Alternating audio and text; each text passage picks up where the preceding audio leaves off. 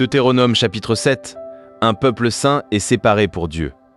Lorsque l'Éternel, ton Dieu, t'aura fait entrer dans le pays dont tu vas prendre possession, et qu'il chassera devant toi beaucoup de nations, les Héthiens, les Girgasiens, les Amoréens, les Cananéens, les Phéréziens, les Éviens et les Jébusiens, 7 nations plus nombreuses et plus puissantes que toi. Lorsque l'Éternel, ton Dieu, te les aura livrées et que tu les auras battues, tu les dévoueras par interdit.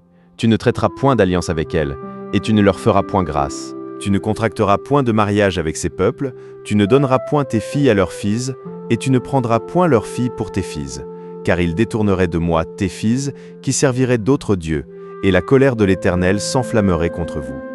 Ils te détruiraient promptement. Voici au contraire, comment vous agirez à leur égard. Vous renverserez leurs autels, vous briserez leurs statues, vous abattrez leurs idoles, et vous brûlerez au feu leurs images taillées.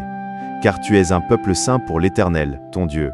L'Éternel, ton Dieu, t'a choisi pour que tu fusses un peuple qui lui appartient entre tous les peuples qui sont sur la face de la terre.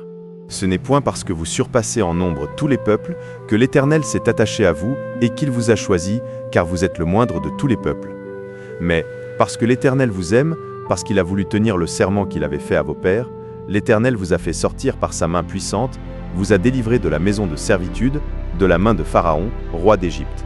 Sache donc que c'est l'Éternel, ton Dieu, qui est Dieu.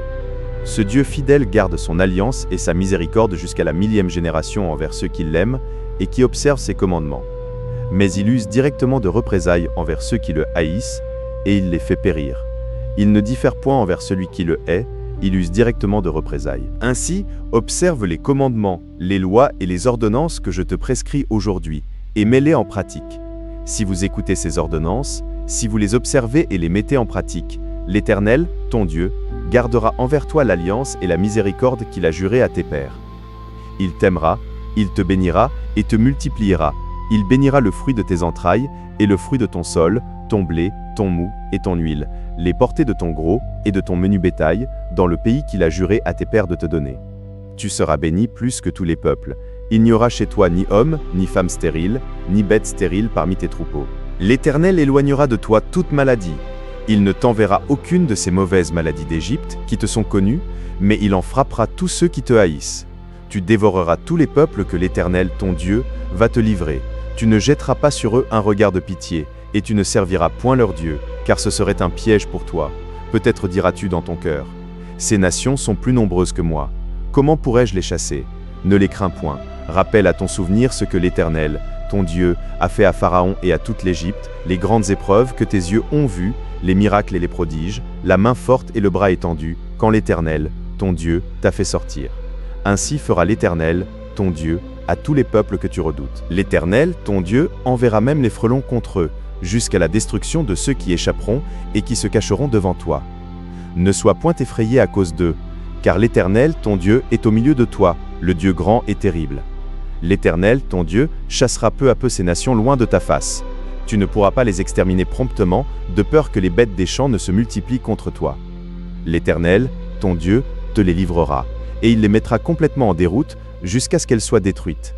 Il livrera leur roi entre tes mains, et tu feras disparaître leur nom de dessous les cieux, aucun ne tiendra contre toi, jusqu'à ce que tu les aies détruits.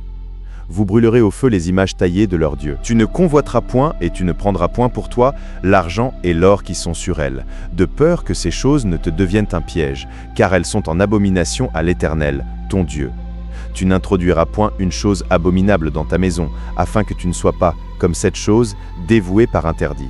Tu l'auras en horreur, tu l'auras en abomination, car c'est une chose dévouée par interdit.